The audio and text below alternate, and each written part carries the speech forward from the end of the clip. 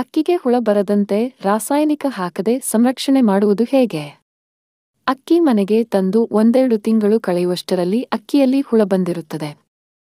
ಕೆಲವೊಮ್ಮೆ ಊರಿಗೆ ಅಂತ ಬೆಂಗಳೂರಿನಿಂದ ಹೋಗಿ 10 ದಿನ ಬಿಟ್ಟು ಬರುವಷ್ಟರಲ್ಲಿ ಅಕ್ಕಿಯಲ್ಲಿ ಕಂಡುಬರುವುದು, ಅಲ್ಲದೆ ಚಿಕ್ಕದಾದ ಬಿಳಿ ಅಥವಾ ಕಪ್ಪು ಬಣ್ಣದ ಹುಳ ಕಂಡುಬರುವುದು.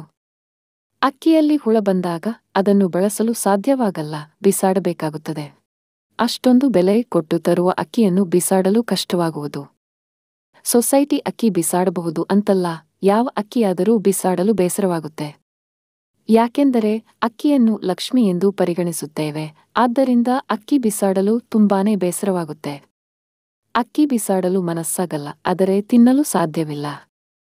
ತಂಪಾದ ಒಣ ಪ್ರದೇಶದಲ್ಲಿ ಇಡಿ. ನೀವು ಅಕ್ಕಿ ಮೂಟೆಯನ್ನು ಹಾಗೆಯೇ ನೆಲದ ಮೇಲೆ ಇಡಬೇಡಿ. ಅಕ್ಕಿ ಮೂಟೆಯನ್ನು ಹಾಗೆಯೇ ನೆಲದ ಮೇಲೆ ಇಟ್ಟರೆ ತಂಪು ಹತ್ತಿ ಬೇಗನೆ ಹುಳ ಬರುತ್ತದೆ. ಆದ್ದರಿಂದ ಅದನ್ನು ಸರಿಯಾದ ರೀತಿಯಲ್ಲಿ ಸಂರಕ್ಷಣೆ ಮಾಡಬೇಕು. ನೀವು ನೀರಿನಂಶ ಇಲ್ಲದ ಜಾಗದಲ್ಲಿ ಸಂರಕ್ಷಣೆ ಮಾಡಿ ಇಡಿ. ಡಬ್ಬದಲ್ಲಿ ಬೇಕಾದರೂ ಇಡಬಹುದು, ಚೀಲದಲ್ಲಿ ಬೇಕಾದರೂ ಇಡಬಹುದು. ಅಕ್ಕಿ ಮೂಟೆಗೆ ನೇರವಾಗಿ ಬಿಸಿಲು ಬೀಳಬಾರದು. ಆ ರೀತಿ ಸಂರಕ್ಷಣೆ ಮಾಡಿಡಿ. ಆವಾಗ ಅಕ್ಕಿಗೆ ಹುಳ ಬರುವುದಿಲ್ಲ. ವರ್ಷಗಟ್ಟಲೆ ಅಕ್ಕಿ ಇಡಬಹುದು. ಅಂಗಡಿಗಳಲ್ಲಿ ಈ ರೀತಿ ಜಾಗ್ರತೆ ಮಾಡುತ್ತಾರೆ. ಫ್ರೀಜರ್ನಲ್ಲಿ ಇಡಿ. ಹೌದು, 5 ವ್ಯವಕಲನ 10 ಕೆಜಿ ಅಕ್ಕಿಯಾದರೆ ನೀವು ಡಬ್ಬದಲ್ಲಿ ಹಾಕಿ ಫ್ರೀಜರ್ನಲ್ಲಿ ಇಟ್ಟರೆ ವರ್ಷದವರೆಗೆ ಇಡಬಹುದು. ನೀವು ಮನೆಯಿಂದ ಸ್ವಲ್ಪ ದಿನ ಹೊರಗಡೆ ಹೋಗುವುದಾದರೆ ಅಕ್ಕಿಯನ್ನು ಈ ರೀತಿ ಸಂರಕ್ಷಣೆ ಮಾಡಿ. ಅಕ್ಕಿ ಮಾತ್ರವಲ್ಲ, ಕಾಳುಗಳನ್ನು ಈ ರೀತಿ ಸಂರಕ್ಷಣೆ ಮಾಡಿ. ಅಕ್ಕಿ ತುಂಬಾ ಇದ್ದರೆ ಅಕ್ಕಿ ಮೂಟೆ ಸುತ್ತ ಈ ವಸ್ತುಗಳನ್ನು ಹಾಕಿಡಿ. ಅಕ್ಕಿ ಹಾಳಾಗದಂತೆ ಸಂರಕ್ಷಣೆ ಮಾಡಲು ಕೆಲ ರಾಸಾಯನಿಕ ಸಿಗುತ್ತದೆ, ಆದರೆ ಅವುಗಳನ್ನು ಹಾಕಿಡುವುದು ನಮ್ಮ ಆರೋಗ್ಯದ ದೃಷ್ಟಿಯಿಂದ ಒಳ್ಳೆಯದಲ್ಲ. ಬದಲಿಗೆ ನೀವು ಕಹಿಬೇವು, ಪಲಾವ್ ಎಲೆ ಹಾಕಿಡಬಹುದು. ಇದರಿಂದ ಅಕ್ಕಿಗೆ ಹುಳ ಬರುವುದಿಲ್ಲ. ಅಕ್ಕಿ ಡಬ್ಬದಲ್ಲಿ ಬೆಳ್ಳುಳ್ಳಿ, ಕಾಳುಮೆಣಸು ಹಾಕಿಡಬಹುದು.